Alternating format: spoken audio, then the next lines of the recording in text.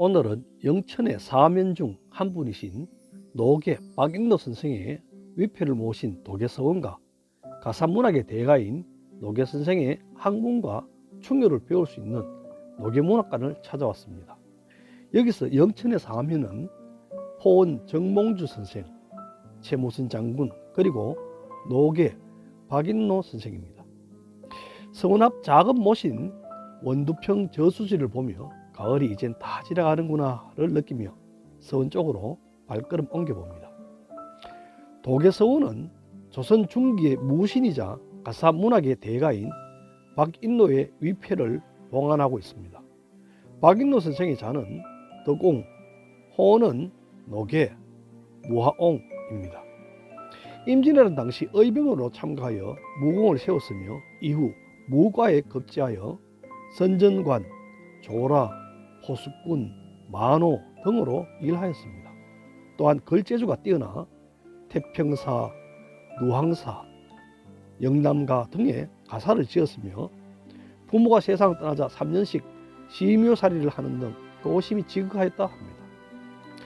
원래 도계서원은 선생이 타계한 지 65년 만인 숙종 33년 1707년에 선생을 숙모하는 유생들이 뜻을 모아 도계사를 설립하였습니다. 도계사는 노계 박익노 선생을 숙모하는 향부를 이어온 지 161년 만인 1868년 대영군에 의해 회철되었습니다. 그 후 1970년에 현재의 도계서원을 세웠다고 합니다. 평시엔 들어갈 수 없게 잠겨져 있어 담장 너머로 서원을 들여다봅니다.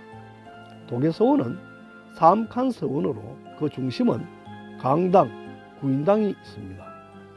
노계의 작품에 구인산이 여러 번 나오는데 이 산은 서경에 9길 높이의 산을 만드는데 한 삼택이 흙이 모자라도 공을 이루지 못한다 라고 할 때 언급되는 산입니다. 즉 구인에는 도를 이룸에 조금도 소홀히 하지 말라는 뜻이 담겨 있습니다.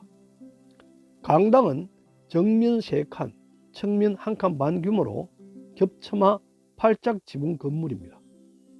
그 가운데 마루를 두고 양옆에 온돌방을 둔 평면 형식입니다. 대청의 동쪽과 서쪽에는 각기 주경제와 사성제가 위치하고 있는 모습을 담 너머에서 바라볼 수 있었습니다. 서원 뒤로 올라가면 노계 박익노 선생의 위패를 모신 입덕묘라는 사당을 만날 수 있습니다. 안녕하십니까, 알퐁스입니다. 조선 시인으로 유명한 노계 박익노 선생 서원과 그를 기념하는 기념관 오늘 방문했습니다. 제가 찬찬히 둘러볼 테니까 같이 구경하도록 그래 하시죠.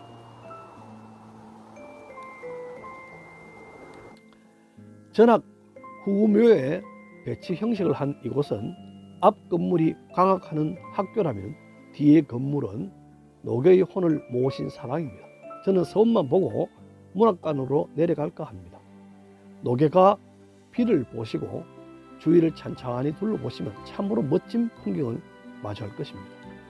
도계서원은 송강, 정철, 고산, 윤선도와 더불어 한국 가사문학의 3대 시성으로 불리는 노계 박익노 선생을 기리기 위해 지역 유림이 세운 서원입니다. 이 서원은 건물이 몇이 없는 상당히 작은 규모이지만 서원 바로 앞에 작은 저수지가 있고 주위 풍경이 아주 멋져 운치를 대해주고 있어 여기 방문이 아주 기분이 좋았습니다. 참, 못 건너편에는 노계 선생의 묘가 있다 합니다. 시간 되시면 그곳 방문도 좋을 듯 합니다. 아래쪽으로 조금 내려오면 큰 시비, 노계 시비가 보입니다. 주위를 잘 정비한 곳에 세운 이 시비는 노계 시비 건립위원회 위원장 심재환 박사가 주관하여 1984년 6월에 도천리 고속도로 서울 방향 쪽에 세웠던 것을 2003년 봄에 이 자리로 옮긴 것이라 합니다. 노계의 시문의 주제는 안빈 낙도와 충효이며 거기서 벗어난 작품이 거의 없습니다. 이 시비 뒷면도 효도를 이야기한 조홍 시가가 새겨져 있습니다. 노계 선생의 효심이 돋보입니다. 서원과 노계 문학과는 마치 공원처럼 조성이 되어 있습니다. 시비들이 공원 곳곳에 산지에 있으니 그 시를 읽으며 잠시 거리려도 참 좋겠습니다. 요즘은 날이 쌀쌀해 좀 그렇지만 날씨가 따뜻해질 때면 가족들의 나들이 장소로도 참 그만일 것 합니다. 박인노 선생은 1561년 6월 26일 영천시 부관면 도천리에서 출생했으며 어려서부터 시에 뛰어났다 합니다. 노계는 불우한 10대, 20대를 보낸 듯한데요. 10대의 결혼에 아들을 낳았으며 가난에 찌들어 제대로 글 공부를 하지 못했답니다.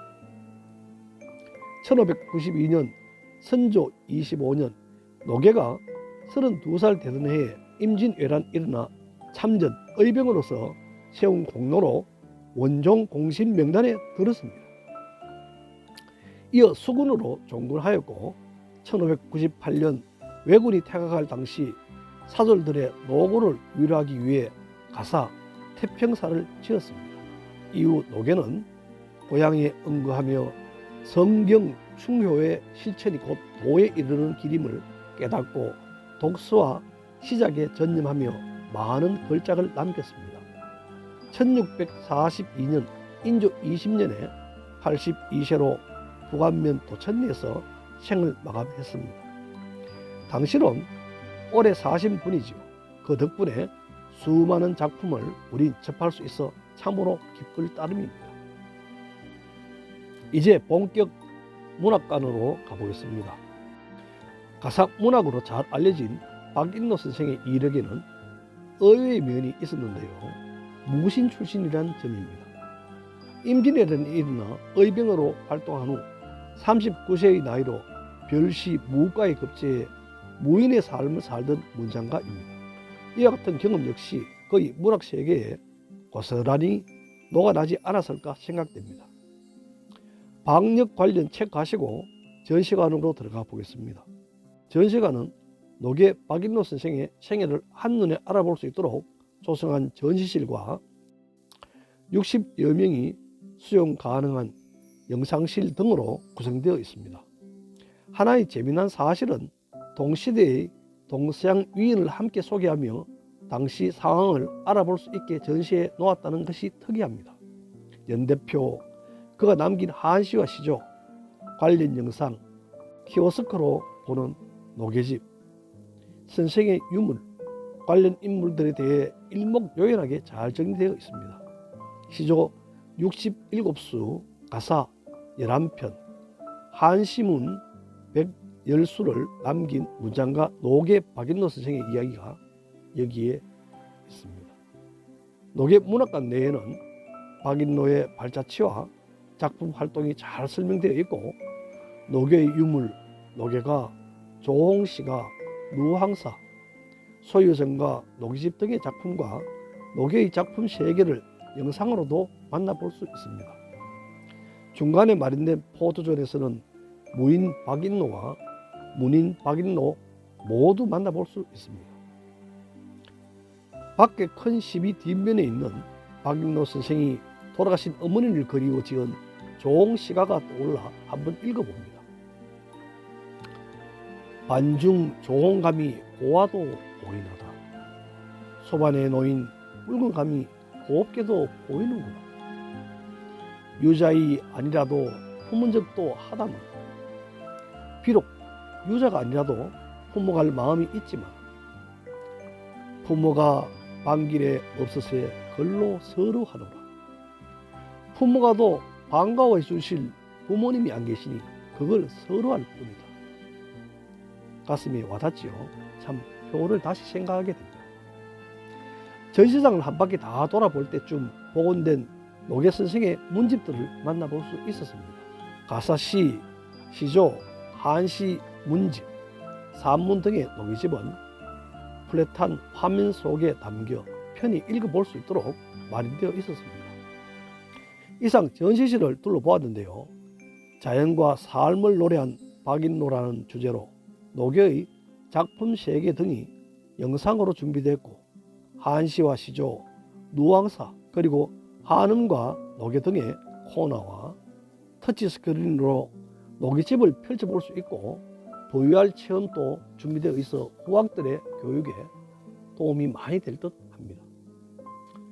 문학관은 철근 콘크리트 구조물에 기와를 얹은 1층 건물로 전시장, 영상실, 사무실, 다목적실 등을 갖춰져 아주 멋졌습니다.